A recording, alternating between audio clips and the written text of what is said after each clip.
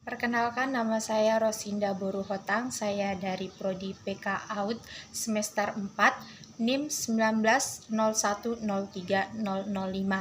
Tugas AP1 dari bahan limbah organik.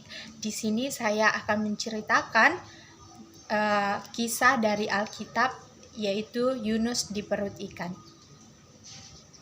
Adik-adik, perkenalkan, nama kakak adalah Rosinda. Di sini kakak akan menceritakan cerita dari Alkitab yang berjudul Yunus di perut ikan. Tapi di sini kakak akan bercerita menggunakan topeng. Topengnya ini dia. Dan ini. Kakak punya satu lagi. Di sini, topeng-topeng ini akan membantu kakak untuk bercerita tentang Yunus di perut ikan. Mau dengar? Oke, di sini kakak akan ceritakan ya. Pada suatu hari, Tuhan datang kepada Nabi Yunus. Tuhan berbicara seperti ini.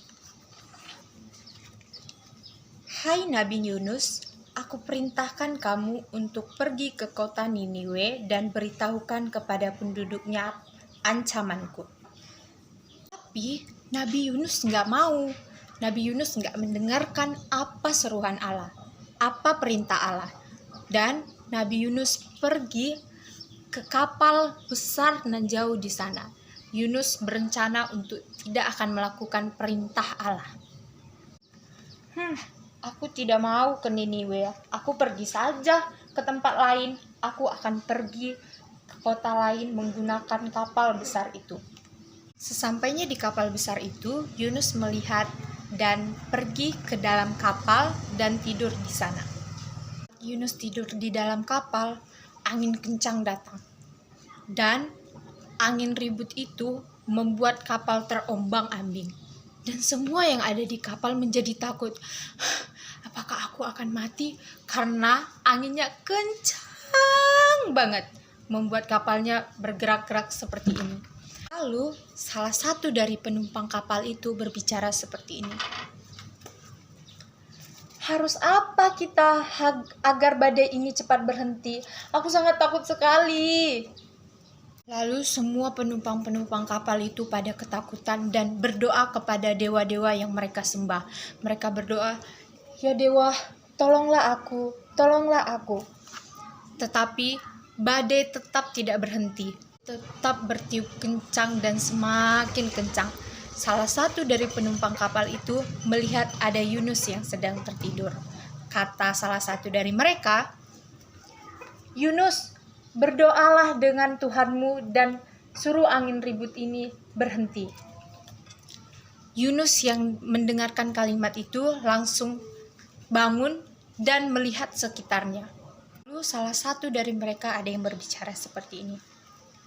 Kita undi saja dan kita lihat siapa yang bersalah di kapal ini sehingga kita mendapat bencana besar seperti ini. Semua pun setuju dan melakukan undian. Dan ternyata yang keluar adalah nama Yunus. Lalu Yunus ngomong begini. Saya orang Ibrani, saya menyembah Allah yang di sorga, yang menciptakan bumi dan laut. Dan saya bersalah karena lari dari perintah Allah. Jadi dia bercerita kenapa sebenarnya bencana ini bisa menimpa mereka semua. Karena dianya tidak menaati perintah Allah. Dia dijawab,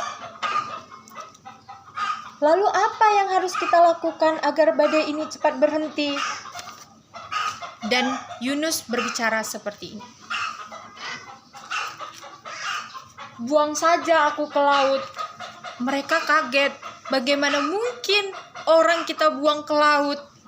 Mereka tidak mau membuang Yunus ke laut.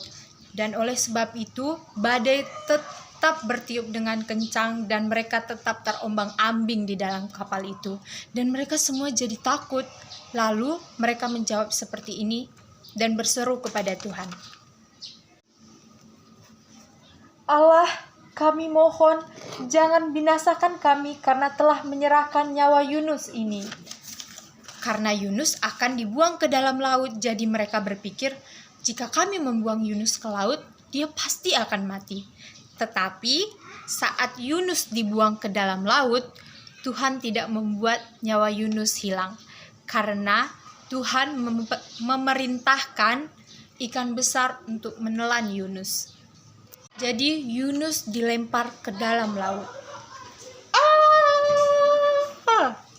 Yunus jatuh, lalu saat Yunus sudah di dalam perut ikan, Yunus menjadi takut dan berdoa meminta pengampunan kepada Tuhan.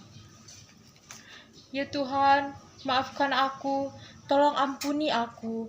Seperti itu kata Yunus. Setelah 3 hari dan 3 malam, Yunus di perut ikan berdoa meminta pengampunan kepada Tuhan. Tuhan melepaskan Yunus dan ikan besar memuntahkan Yunus ke permukaan. Yunus keluar dan, terima kasih ya Tuhan, Kau telah menyelamatkan aku. Lalu Yunus pergi ke Niniwe untuk memberitakan dan menyampaikan pesan Allah kepada masyarakat Niniwe. Setelah sampai di Niniwe, Yunus berbicara seperti ini. 40 hari lagi Niniwe akan hancur.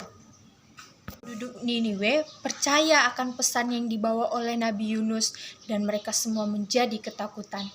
Lalu mereka berpikir akan berpuasa selama 40 hari untuk meminta ampun kepada Tuhan. Dan Tuhan memaafkan seluruh masyarakat Niniwe sehingga masyarakat Niniwe tidak jadi dihancurkan oleh Allah. Begitu ceritanya.